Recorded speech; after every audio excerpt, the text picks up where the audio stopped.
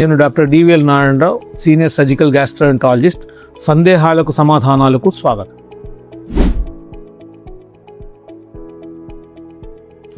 Gall బ్లాడర్లో అసలు ఏమి సిమ్టమ్స్ లేకపోతే, డిస్పెప్టిక్ సిమ్టమ్స్ లేవు, పెయిన్ లేదు, ఇన్ఫెక్షన్ లేదు, ఎవ్రీథింగ్ ఓన్లీ రొటీన్ ఎగ్జామినేషన్లో గాల్ బ్లాడర్ స్టోన్స్ బయటపడ్డాయి. అలాంటప్పుడు గాల్ బ్లాడర్కి ఆపరేషన్ అవసరమా? అవసరం అంటే ముఖ్యంగా ఇది చెప్పడం ఏంటంటే, నా ఎక్స్పీరియన్స్ని మీకు షేర్ చేసుకోవాలనుకుంటే, యంగ్ పేషెంట్స్లో మాత్రం గాల్ బ్లాడర్ స్టోన్స్ ఉన్నాయని తెలిస్తే యూజువల్గా మేము ఆపరేషన్ అడ్వైస్ చేస్తూ ఉంటాం. ఆపరేషన్ అడ్వైస్ చేయనంత మాత్రాన ఇమీడియట్గా ప్రాబ్లం వద్దని కాదు, అయినప్పటికీ కూడా ఎందుకంటే యంగ్ పేషెంట్స్ వాళ్ళు ఎక్కువ కాలం జీవించాలి కాబట్టి ఏమీ ప్రాబ్లం లేకుండా జీవితకాలం జీవించే అవకాశం తక్కువ.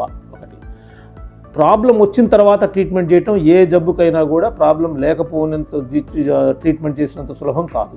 రెండు, ఓకే, అవి కాకుండా కొన్ని ప్రత్యేకమైనటువంటి కండిషన్స్లో కూడా మేము వీటికి తీసిన జరుగుతుంది. పిల్లల్లో గాల్ బ్లాడర్, యంగ్స్టర్స్లో గాల్ బ్లాడర్ స్టోన్స్ వచ్చినప్పుడు జనరల్గా ఏం చేస్తాం, చిన్నపిల్లలు gall bladder stones, haemolytic anaemias లాంటి వాళ్ళని వస్తాయి కాబట్టి వాటికి ఎట్టైనా గాల్ బ్లాడర్ స్టోన్స్ ఫామ్ అవుతాయి కాబట్టి వాళ్ళల్లో కూడా మనం ఇమీడియట్గా gall bladder stones gall bladder తీసేయటం అనేటువంటి జరుగుతూ ఉంటుంది.